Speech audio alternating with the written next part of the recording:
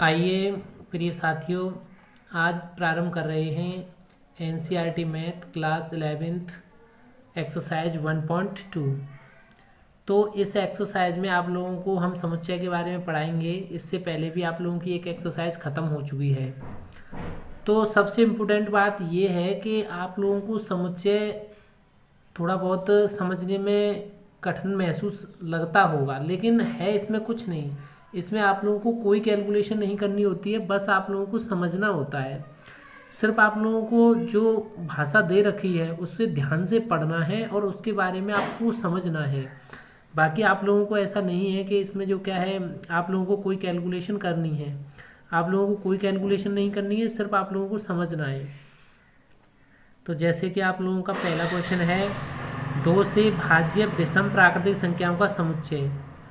अब आप लोगों को इसमें ये बताना है कि कौन सा रिक्त समुच्चय है और कौन सा आप लोगों का समुच्चय बनेगा। तो जैसे आप लोगों को पहला क्वेश्चन है कि 2 से भाज्य विषम प्राकृतिक संख्याओं का समुच्चय। अब 2 से भाज्य और विषम प्राकृतिक संख्याएं, तो आपको पता है कि 2 से भाज्य विषम प्राकृतिक संख्याएं, तो जितनी भी विषम संख्याएं होती हैं, चाहे मैं 1 ले लूँ, चाहे 3 ले लूँ, चाहे 5 ले लूँ, इनमें किसी में भी 2 से भाग नहीं जाता है। तो आप लोग सोच के देखिए, 2 से भाज्य यानी 2 से कैसे भाग चला जाएगा, न 1 में जाएगा, न 3 में, न 5 में। और कितनी भी संख्याएं ले लूँ, मैं 7 ले लूँ, 9 ले लूँ, 11 ले लूँ, 13 ले लूँ, तो ये कैसा समुच्चय बना आपका? रिक्त समुच्चय बनाना, अर्थात इसमें कोई बात सत्य नहीं है।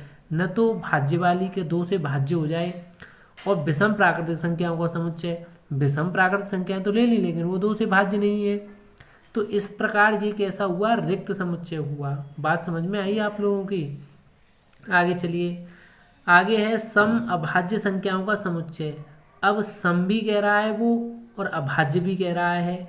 क्या? सम भी कह रहा है और अभाज्य भी कह रहा है। तो सम और अभाज्य, तो अभाज्य संख्याएं होती हैं आप लोगों की 1, 2, 3, 5, 7। अभाज्य, इनमें भाग नहीं जाता है किसी का।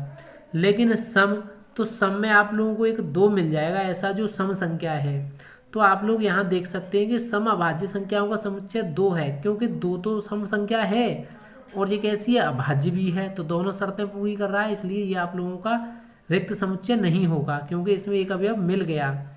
अब अगला देखिए आप लोगों को, x एक प्राकृतिक संख्या है, ठीक है। अब कैसी है? लेकिन ये ऐसी है कि x 5 से छोटी है। अब 5 से छोटी है, साथ ही साथ 7 से बड़ी है। अब 5 से छोटी तो 1, 2, 3, 4 होती है, लेकिन 7 से बड़ी है तो 7 से बड़ी 8, 9, 10, 11 ये होती हैं। तो यहाँ 5 से छोटी 4 तक की संख्याएं रह गई और यहाँ 8 से स्टार्ट हुई। तो आप लोगों का यहाँ भी कोई कम्युनिकेशन नहीं बन रहा है, अर्थात बात सत्य नहीं हो रही है। तो इसलिए यहाँ भी कैसा हुआ? ये रिक्त समुच्चय कहा जाएगा, ठीक है। आगे देखिए, बाई ऐसा है कि किन्हीं 2 समांतर रेखाओं का वैनिष्ट बिंदु है। अब ये क्या होता है वैनिष्ट बिंदु? जैसे मान लीजिए कि 2 समांतर रेखाएं। अब समांतर रेखाएं कैसे खींची जाती हैं? समांतर रेखाएं तो आप लोगों की इस तरीके से खींची जाती हैं, ऐसे। अब समांतर रेखाएं जब ऐसे हो गई तो इनका वैनिष्ट बिंदु का मतलब हो गया एक ही बिंदु। एक ही बिंदु कब हो सकता है? जब ऐसे, देखो इस लाइन का भी यही बिंदु है और इस लाइन का भी यही बिंदु है, तो ये वैनिष्ट माना जा सकता है। लेकिन ये समांतर रेखाएं कभी कहीं आपस में मिलती नहीं है, तो इनका वैनिष्ट बिंदु कहाँ मिलेगा? कोई नहीं, वैनिष्ट बिंदु बन ही नहीं सकता इसका, तो नहीं बनेगा। इस प्रकार हम कह सकते हैं कि ये भी कैसा होगा? एक रिक्त समुच्चय होगा। क्यों? क्योंकि समांतर रेखाएं कहीं भी नहीं मिलती हैं। जैसा मैंने आप लोगों को यहाँ बताया भी है कि समांतर रेखाएं कहीं मिलती नहीं है आपस में, तो ये एक रिक्त समुच्चय होगा, क्योंकि इनका वैनिष्ट बिंदु नहीं आएगा। अब देखिए क्वेश्चन नंबर 2, निम्नलिखित समुच्चय में कौन परिमित है और कौन अपरिमित है? अब परिमित क्या होता है? परिमित होता है आप लोगों की जिसमें आंकड़े क्या हो? सीमित हों, यानी एक निश्चित शर्त के अनुसार सीमित संख्या में आंकड़े दे रखे हों, तो वहाँ आप लोग कहेंगे कि ये परिमित है। और जहाँ अपरिमित का मतलब है यानी अनंत आंकड़े, यानी आंकड़ों का कोई पता नहीं कितने हो सकते हैं, हमें कोई अंदाज़ा नहीं है। जैसे देखिए, वर्ष के महीनों का समुच्चय, तो सीधी पता है आप लोगों को वर्ष में 12 ही महीने होते हैं, तो आप लोगों के ये समुच्चय कैसा हो जाएगा? परिमित। वर्ष में 12 महीने होते हैं, अतः ये कैसा है, परिमित समुच्चय हो जाएगा। लेकिन 1 2 3 अब ये इन्फिनाइट तक यानी कोई पता नहीं कहाँ तक जा रही है, तो ये कैसा हो गया, ये अपरिमित हो गया, यानी हमें नहीं पता कि आगे कहाँ तक जाएंगे। ऐसे ये आप लोग देख रहे हैं 1 से लेकर 100 तक, तो ये एक सीमित संख्या हो गई, तो ये कैसा हो गया, परिमित हो गया। ठीक है, लेकिन अगर यही अगर आगे तक होता तो अपरिमित कहा जाता। अब 100 से बड़े धन पूर्णांकों का समुच्चय, अब 100 से बड़े तो 100 से बड़े तो 100 से 101 102 ऐसे करके आप 1000 लाख करोड़ तक कहीं तक जा सकते हैं, तो ये भी कैसा हो गया, अपरिमित हो गया। 99 से छोटे अभाज्य पूर्णांकों का समुच्चय, अब 99 से छोटे तो यानी 99 से छोटे अभाज्य पूर्णांकों का समुच्चय। और अभाज्य कैसे होते हैं, जैसे मैंने आपको अभी ऊपर बताए थे, अभाज्य संख्या 1 2 3 5 7 ये होती हैं, लेकिन 99 से छोटे, अर्थात यहाँ भी संख्या सीमित है, तो ये भी क्या होगा, आप लोगों का परिमित समुच्चय कहलाएगा। चलिए, जैसे कि आप लोग यहाँ देख सकते हैं कि 99 से छोटे अभाज्य पूर्णांकों का समुच्चय 2 3 5 7 और 97, जिसमें सभी अवयवों की संख्या निश्चित है, अर्थात कैसा होगा, परिमित समुच्चय होगा। आगे देखिए क्वेश्चन नंबर 3। क्वेश्चन नंबर 3 में आप लोगों से बोला गया है कि निम्नलिखित समुच्चयों में से प्रत्येक के लिए बताइए कि कौन परिमित है और कौन अपरिमित है। तो सेम वही संख्या है, वहाँ आप लोगों को ये चीज़ें आंकड़े में दे रखी थी, लेकिन यहाँ सिर्फ भाषा में दे रखी हैं। तो मैंने आप लोगों को पहले ही बताया कि समुच्चय में भाषा को समझना बहुत ज़्यादा जरूरी होता है। अगर आप भाषा को समझ गए तो आप लोगों को ये समुच्चय बहुत आसान लगेगा, इसके बराबर आसान कोई नहीं, कोई अगला टॉपिक नहीं है। वैसे तो सभी आसानी टॉपिक हैं, ज़्यादा कोई टफ नहीं है, लेकिन फिर भी मैं आप लोगों को अगर लगता है तब इसके लिए अंदाज से कह रहा हूँ।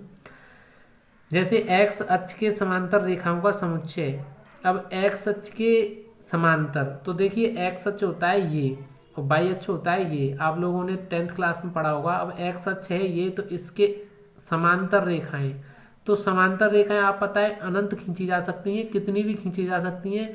तो आप लोग क्या करेंगे, ये अपरिमित है। परिमित किसे मानते हैं, जहाँ सीमित संख्याएं हों। ठीक है, तो आप लोगों का ये हो जाएगा अपरिमित। अंग्रेजी वर्णमाला के अक्षरों का समुच्चय, अब अंग्रेजी वर्णमाला में आपको पता है 26 लेटर होते हैं, तो 26 हैं, तो आप लोगों को ये निश्चित हो गया। क्यों, क्योंकि ये निश्चित है। आप लोगों को पता है कि इसमें 26 लेटर होते हैं, तो आप लोगों को ज़्यादा गणना करने की आवश्यकता नहीं होगी, आपको निश्चित संख्याएं पता है। उन संख्याओं का समुच्चय जो 5 के गुणज हैं।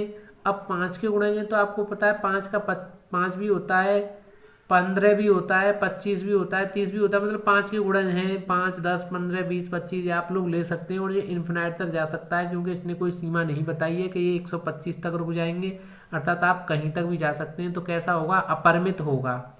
शायद आप लोगों को अब समझ में आ रहा होगा परिमित अपरिमित क्या होता है। आप लोग इसे स्वयं से बता सकते हैं कि पृथ्वी पर रहने वाले जानवरों का समुच्चय, आपको पता है अनंत जानवर हैं, आपको कोई निश्चित संख्या तो दे नहीं रखी है, तो अपरिमित हो जाएगा। मूल बिंदु 0 0 से होकर जाने वाले वृत्तों का समुच्चय, तो देखिए मूल बिंदु होते हैं यहाँ आप लोगों के 0 0।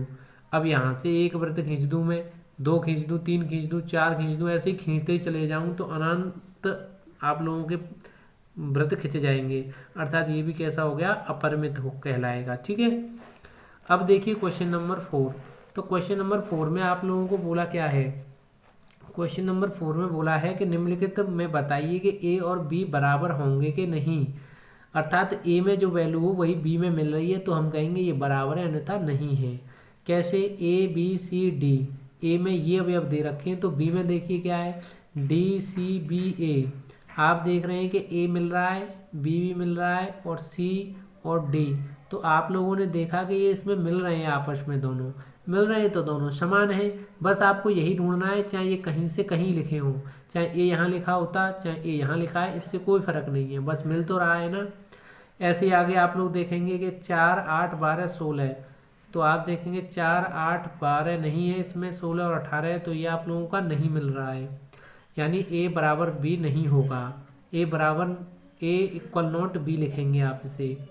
ऐसे ही ए बराबर अगर आप लोगों को ये दे रखा और बी बराबर बोला है कि एक्स सम धन पूर्णांक है, और एक्स कैसा है, 10 के बराबर भी है लेकिन उससे छोटा भी होगा, तो सम धन पूर्णांक, तो सम संख्याएं लिख रही हैं सब और धनात्मक हैं सभी, तो ये आप लोगों का बराबर माना जाएगा।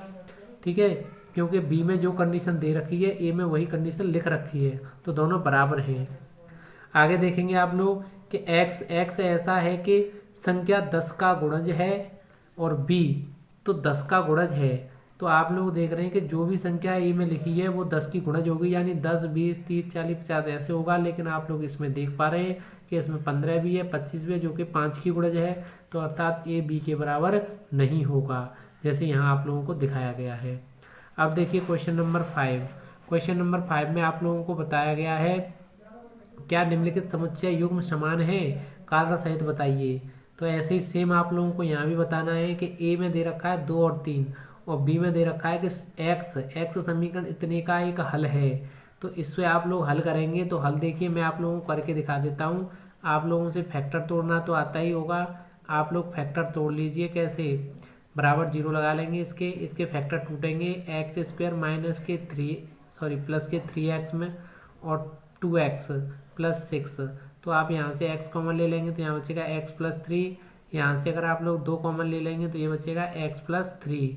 क्यों, क्योंकि 2 से इसमें भाग दिया। आप लोगों से फैक्टर आते होंगे तो आप लोग x प्लस 3 एक ब्रैकेट में लिखते हैं और क्या x प्लस 2 एक ब्रैकेट में लिखते हैं। बराबर से तो आपका 0 चल ही रहा था, तो जो बराबर से आप लोगों का 0 चल रहा था, आप लोग यहाँ से एक बार x बराबर अगर यहाँ से निकालेंगे तो 3 को उधर ले जाएंगे तो आ जाएगा -3, और एक बार इसे यहाँ उधर ले जाएंगे तो x बराबर हो जाएगा -2। तो आप लोगों ने देखा कि यहाँ -3 और -2 आ रहे हैं, लेकिन आप लोगों के क्वेश्चन में क्या दे रखे हैं, +2 और 3 दे रखे हैं, अर्थात ये इसके बराबर नहीं आएगा। आप लोग इसे बराबर नहीं लिखेंगे, यानी बराबर नहीं है।